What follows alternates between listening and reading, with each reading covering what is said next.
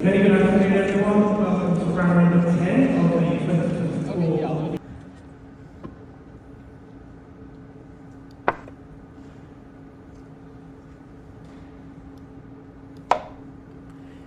And here Grischuk goes into the think tank. Maybe he was looking at e5, but knight g4, f4, e6, or d4, take, take, and here, for instance, d6. Eventually, he settled for a more quiet move.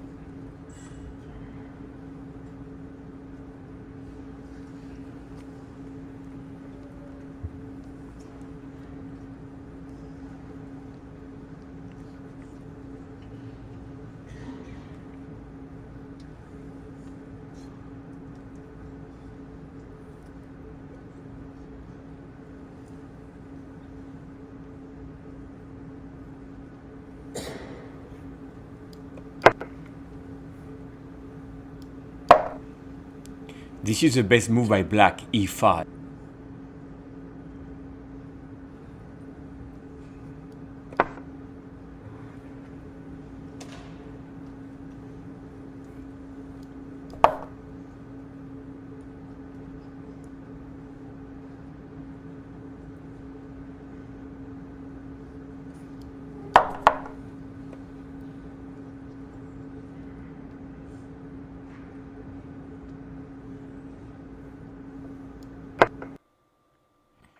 And here Grischuk continues by f4, and that's a whole game starts in the Closed Sicilian. Let's go over this very important game played in round 10, Grischuk White winning against Grischuk-Erigaisi, the superstar from India. e4 c5, and Grischuk goes for the Closed Sicilian in this high-stake game. a6, not as popular as other moves, but completely playable. Knight e2 played. Right away, Grischuk-Erigaisi played knight f6. Here, Grischuk went in a think tank. I mentioned that e4 is not dangerous because of knight g4. Maybe he was thinking of playing d4. In that case, black would take. And just like in the game, play e5, right? So I don't think that's it. So maybe Grischuk was considering d3. But I don't know. You could play b5 and that's fine. So g3 makes sense. Right away, black plays b5. And here, once again, Grischuk burns a minute. Remember, this is like 15 minutes per player, per 10-second increments. It takes his time, right? So here, he didn't consider e5 because that would be very bad with the bishop lurking right there. So here, why not play bishop g2 right away? Maybe you could play d4. But once again, over here, bishop b7, bishop g2, e6, a3, and you have a very normal game. So instead, after burning some time, bishop g2, and right away, checking with the computer after the game, e5 is the best move, because if you play something else like bishop b7, at some point of the castle, you're gonna have like e5 or d4 with a great advantage. So e5 stop d4 for white. So then Grischuk plays d3. Let's carry on here. And as I said, f4, castle, h3. And here we have a classic Closed Sicilian, right? And black has a good comment on the center. And here, Grischuk-Erigaisi was putting pressure on the clock, and he plays b4. Nothing wrong with the move, but knight b1, and now Grischuk has a clear plan. He's gonna go like this, and he has the d5 square control. Let's see the game. Let's continue here, and we can see that d5 is gonna be white's outpost, but black can play knight d4. But remember, white has c3, so very complex. a4 played, c4. Once again, playing for d5. Here, en passant was done by black, but I think it was better to play something like that. And then, I don't know, computer recommends bishop at b7 and not opening the b5. Instead, we have take, rook e8, and now c4. Black will have d4, but white will have control of the g5 square. As Grischuk said after the game, it was a very complex game, and Grischuk-Erigaisi is a top player, very, very strong, but in this game, Grischuk outplayed his opponent from India. Now, rook b1, take, and now knight d5. We can see that the two knights control d5. Yes, black has a d5 square, but this is better for white. Here, white has a threat of bishop g5, and very important in the game, white has a control of the b file. So if I stop putting all the arrows on the board, I can see that white is better here. What was the right way to go here, not playing the game, was knight take. And if you take with a knight, we exchange everything, and this is about equal, because the knight on d4 cannot makes up for the bishop pair. And on knight d5, if white takes with a pawn, we go like that, and on g4 we play rook b8, and once again we have a very strong knight on d4. White has a passed pawn, but there's no real target for white to go against. So in this position, black had to take the knight, but instead h6 is played, and this is where white to play. Feel free to pause the video. And here Grischuk, a very deep thinker, went with rook b2. His idea, rook b f2. Let's play rook b8, a normal move, not played in the game.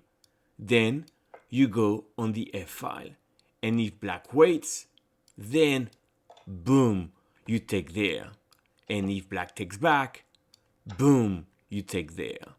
And if black takes, you give a check. And here, you don't bring back the material, but queen g4, and you are crushing very clearly the black king is in danger.